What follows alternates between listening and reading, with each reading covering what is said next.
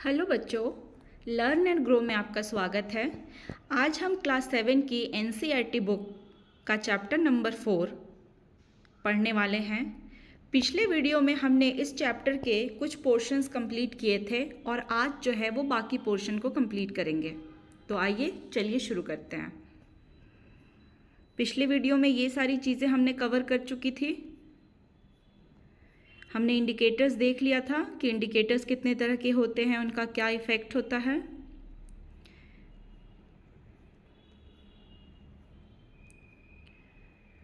आज हम इस पेज से शुरू करने वाले हैं।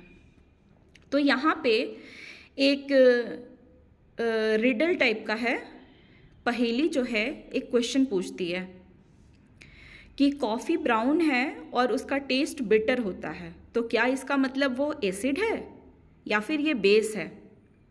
जनरली किसी भी चीज़ का अगर टेस्ट बिटर होता है तो ज़्यादातर वह सब्सटेंस जो होते हैं वो बेस ही होते हैं। लेकिन इस केस में क्या है कि कॉफ़ी बिटर तो है, लेकिन जब हम टेस्ट करेंगे इसका किसी भी इंडिकेटर से तो हमें पता चलेगा कि कॉफ़ी बेसिक ना हो के कॉफ़ी जो है वो एसिडिक है। उसके बाद हम एक्टिविटी 4.4 पे चलते हैं।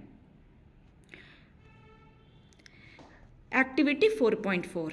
The teacher is requested to get the dilute solution of the following chemicals from her school laboratory or from a nearby school.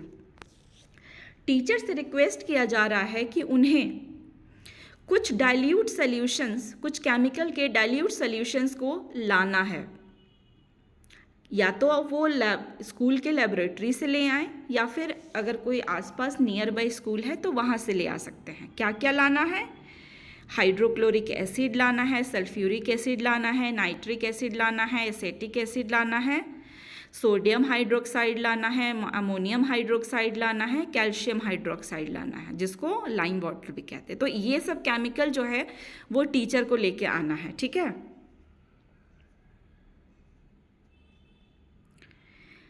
अब क्या करना है? Demonstrate the effect of 3 indicators on each of this solution. अब हमको तीनों indicator पे इन जो solutions हम जो टीचर लेके आई हैं, टीचर को दिखाना ये है कि तीनों इंडिकेटर पे ये सारी केमिकल्स किस तरीके से इफेक्ट शो कर रहे हैं और फिर उसका ऑब्जर्वेशन जो है वो नोट करना है। तो चलिए पहले हम टेबल को कंप्लीट कर लेते हैं। देखिए, सबसे पहले है डाइल्यूट हाइड्रोक्लोरिक एसिड। अब ये लिटमस पेपर पे क्या करेगा? ये ब्लू लिटमस पेपर को रेड कर देगा और रेड लिटमस पेपर पे तो कोई चेंज नहीं आएगा, लेकिन ब्लू लिटमस पेपर क्या हो जाएगा? रेड हो जाएगा। अब टर्मरिक पे कोई इफेक्ट नहीं देगा क्योंकि टर्मरिक पे एसिड रंग नहीं बदलता है। चाइना रोज क्या हो जाएगा? चाइना रोज का कलर जो है वो डार्क पिंक कलर का हो जाएगा। Sulphuric acid, nitric acid, acetic acid, ये तीनों एसिड है तो इनका भी ऑब्जर्वेशन हाइड्रोक्लोरिक एसिड जैसा ही होगा। ब्लू लिटमस को ये रेड में चेंज कर देंगे, टर्मरिक पे कोई चेंज नहीं होगा और चाइना रोज के सोल्यूशन को ये dark pink that is magenta colour कर देंगे। अब नीचे क्या है? Sodium hydroxide, ammonium hydroxide, lime water, ये तीनों ही बेस है। तो ये क्या करेंगे? ब्लू लिटमस को तो ब्लू ही रहने देंगे, लेकिन रेड लिटमस को ब्लू में कन्वर्ट कर देंगे। टर्मरिक क्या करेगा? टर्मरिक जो है वो पहले येलो कलर का था स्ट्रिप और फिर बाद में रेड कलर का हो जाएगा। और चाइना रोज का सोल्यूशन जो है वो क्या हो जाएगा? ग्रीन कलर का हो जाएगा। तो हमने इस तरीके से पूरा ऑब्जर्वेशन को देख लिया, ठीक है। Are you familiar with the term acid rain? क्या आप एसिड रेन के टर्म से, इस शब्द से क्या आप फेमिलियर हैं? क्या आप जानते हैं कि एसिड रेन क्या होता है? क्या आपने कभी सुना है कि एसिड रेन कितना डैमेज कर सकता है? जैसे कि इसका नाम बता रहा है, as the name indicates, the rain containing excess of acid is called acid rain. जैसा कि यह नाम बता रहा है, एक ऐसा रेन जिसमें काफ़ी मात्रा में एसिड हो, वैसे रेन को हम एसिड रेन कहते हैं। Where do this acid come from, आखिर ये एसिड आते कहाँ से हैं रेन में? The rain become acidic because carbon dioxide, sulphur dioxide and nitrogen dioxide which are released into the air as pollutants dissolve in raindrop to form carbonic acid. अब होता ये है कि बहुत सारे पॉल्यूटेंट्स जो हैं वो एयर में रिलीज होते हैं, तो जब वर्षा होती है तो ये जो गैसेस है वो पानी के साथ मिलके एसिड का फॉर्मेशन कर देते हैं, जो कि फिर रेन के साथ नीचे गिर जाते हैं. The rain becomes acidic because carbon dioxide, sulfur dioxide, nitrogen dioxide ये सब क्या करते हैं? डिसॉल्व हो जाते हैं रेन में और फिर क्या बनाते हैं? कार्बन डाइऑक्साइड बना लेगा कार्बोनिक एसिड, सल्फर डाइऑक्साइड बना लेगा सल्फ्यूरिक एसिड, नाइट्रोजन डाइऑक्साइड बना लेगा nitric acid. Acid rain can cause damage to buildings, historical monuments, plants and animals. तो होता ये है कि एसिड रेन जहाँ जहाँ गिरेगा, जिस पे भी गिरेगा वहाँ पर यह डैमेज कॉज करेगा, चाहे वो बिल्डिंग हो, चाहे वो प्लांट हो, चाहे वो एनिमल्स हो. आपने सुना भी होगा कि ताजमहल का कलर जो है वो कितना डिटेरियरेट हो गया है, कितना खराब हो गया है, क्योंकि जो ताजमहल है वो कैल्शियम कार्बोनेट जो कि संगमरमर होता है उससे बना हुआ है, और उस पर जब एसिड गिर रहा है तो फिर रिएक्शन हो रहा है और फिर जो मार्बल की क्वालिटी है वो खराब हो रही है. Caution, great care should be taken while handling laboratory acids and bases because these are corrosive in nature, irritating and harmful to skin. यहाँ पे कहा गया है कि अगर आप एसिड को या बेस को हैंडल कर रहे हैं तो आपको बहुत ध्यान देना पड़ेगा, इसलिए क्योंकि यह आपके स्किन को डैमेज कर सकता है. अब जो नेक्स्ट टॉपिक हम लोग पढ़ने वाले हैं वो है न्यूट्रलाइजेशन. तो चलिए देखते हैं न्यूट्रलाइजेशन क्या है. We have learn that acid turns blue litmus red. हमने पढ़ा है कि एसिड जो है वो ब्लू लिटमस को क्या कर देता है? रेड में बदल देता है. Basis turn red litmus blue, और बेस क्या करते हैं? रेड लिटमस को ब्लू में कन्वर्ट कर देते हैं. Let us see what happens when an acid is mixed with base. अब हम ये देखेंगे कि क्या होता है जब एक एसिड जो है वो बेस के साथ मिक्स होता है. तो we are going to use an indicator you have not used so far. हम एक अब ऐसे इंडिकेटर को यूज़ करने वाले हैं जिसका अभी तक आपने यूज़ नहीं किया है. वो कौन सा इंडिकेटर है? उसका नाम है फेनोल्फ्थालीन. अब आता है activity 4.5, to be demonstrated by the teacher in the class. यह जो एक्टिविटी है यह आपको नहीं करना है. यह कौन करेगा? यह आपके टीचर करेंगे. करना क्या है? करना ये है कि आपको एक टेस्ट ट्यूब लेना है, उसको 1/4 भरना है. किससे? डाइल्यूट हाइड्रोक्लोरिक एसिड से. और डाइल्यूट हाइड्रोक्लोरिक एसिड जब आप भर रहे हैं तो उस समय नोट डाउन कर लेना है. जब टीचर भर रहे हैं तो नोट डाउन कर लेना है कि हाइड्रोक्लोरिक एसिड का कलर क्या है. अब आपको फेनोल्फ्थालीन जो कि इंडिकेटर है उसका भी कलर नोट डाउन करना है. फिर आपको करना क्या है? अब आपको फेनोल्फ्थालीन जो कि एक सोल्यूशन के फॉर्म में है इंडिकेटर, उससे उस इंडिकेटर को 2 से 3 ड्रॉप जो है वो एसिड में आपको डालना है. उसके बाद टेस्ट ट्यूब को जेंटली थोड़ा सा शेक कर दीजिए. अब आप ऑब्जर्व कीजिए कि क्या कलर में कोई चेंज आया है.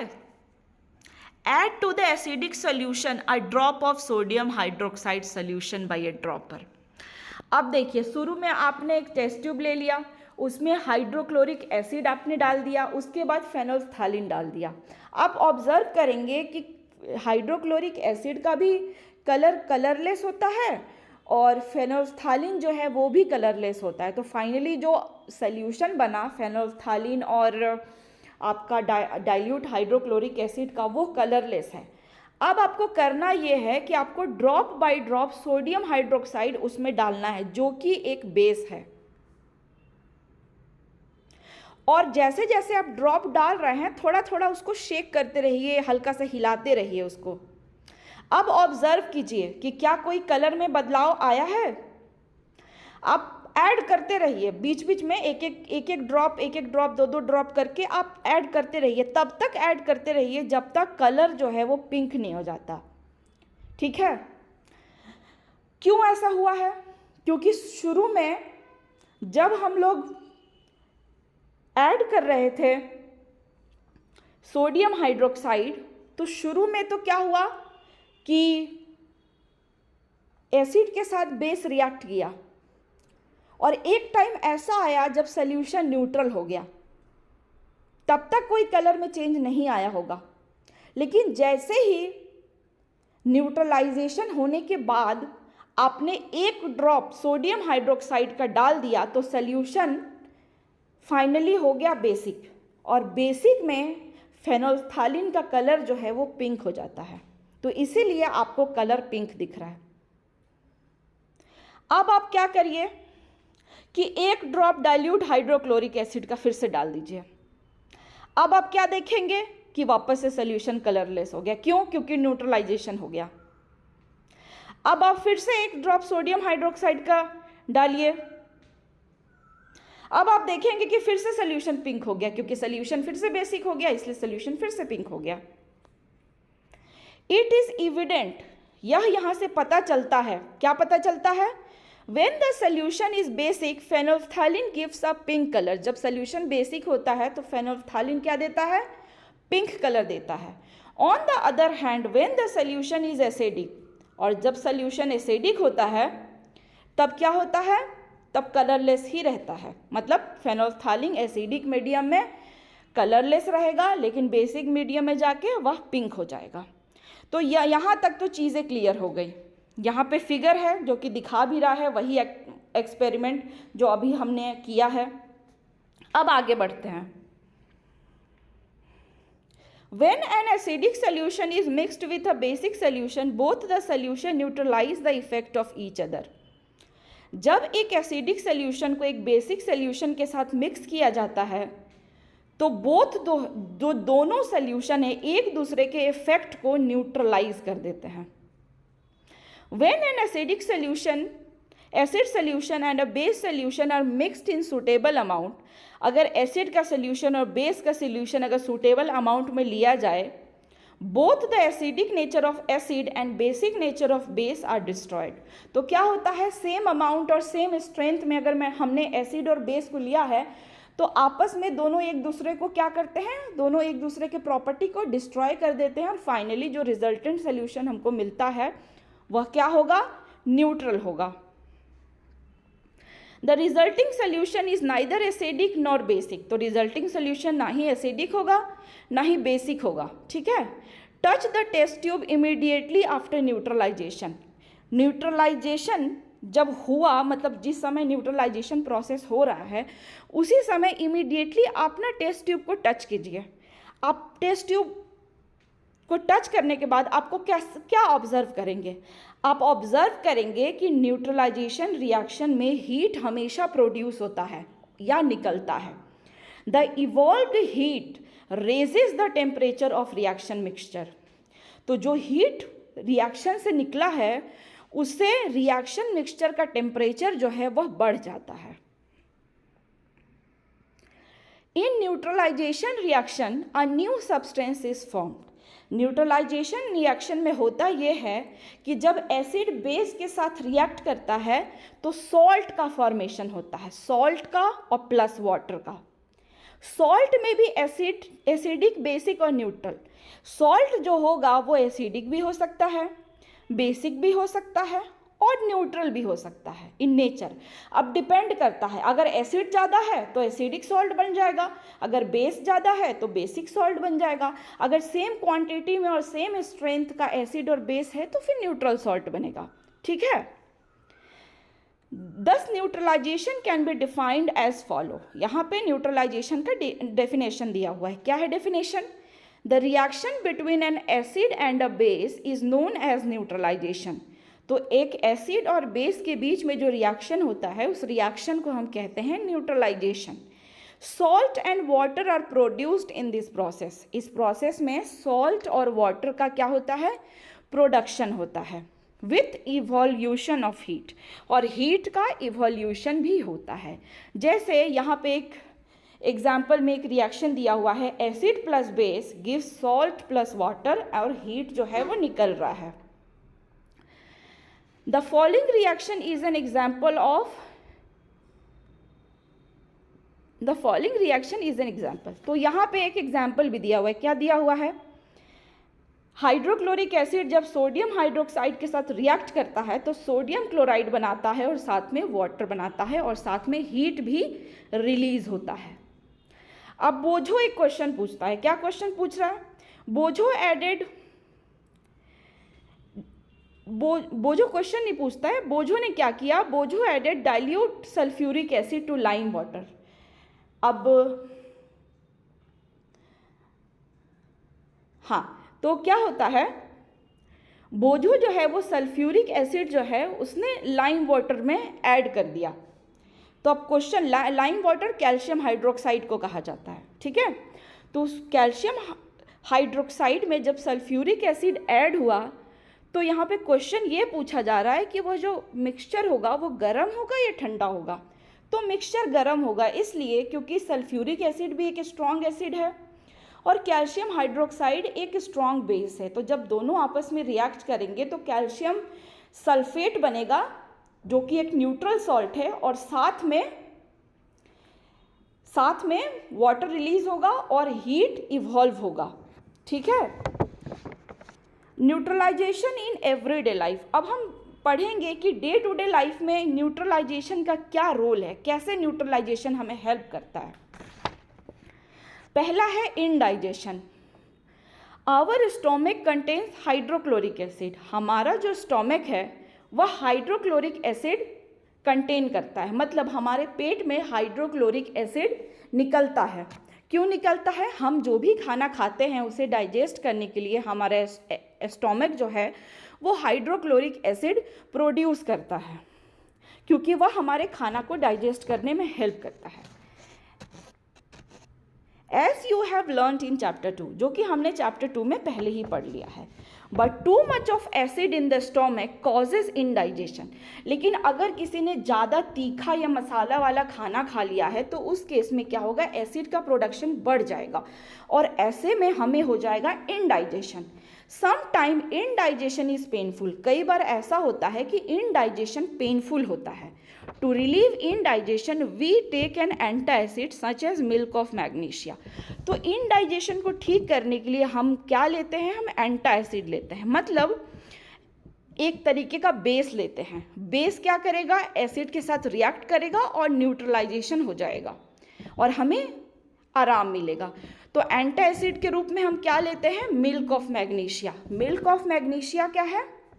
मैग्नीशियम हाइड्रोक्साइड है। It न्यूट्रलाइजेज the effect of excessive acid.